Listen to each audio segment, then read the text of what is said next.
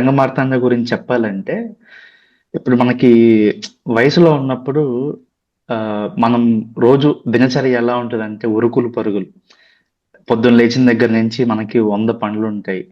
1,00,000 వ్యాపకాలుంటాయి. Yeah! ఎళ్తాం, చేసుకుంటాం. మనకి సమయం తెలీదు. మనం ఏ టైం ఎవరితో స్పెండ్ చేస్తున్నామో అర్థం గాదు. అలా ఎళ్ళిపోతా ఉంటది. ఈ 'రంగమార్తాండ' అనే సినిమా ఎస్పెషల్లీ ఏంటంటే, జీవితం మొత్తం అయిపోయిన తర్వాత వాళ్ళ ఎండింగ్ స్టేజ్‌లో వాళ్ళ జీవితం ఎలా ఉంటుంది అని చూపిచ్చే ఒక చిత్రమే 'రంగమార్తాండ' చిత్రం. అందులో ఒక ఇద్దరు క్యారెక్టర్స్ తీసుకున్నారు. ఒక క్యారెక్టర్‌కి పిల్లలుండరు. అది బ్రహ్మానందం గారి క్యారెక్టర్. ఇంకొక క్యారెక్టర్‌కి పిల్లలుంటారు. మనకి కన్క్లూజన్‌కొచ్చే ఒక పాయింట్ ఏంటంటే, పిల్లలుండి ఆయన సాధిచ్చిందేం లేదు. పిల్లలు లేకుండా ఆయన సాధిచ్చింది ఏం లేదు. అంటే జీవితం ఒకేలాగే ముగుస్తుంది.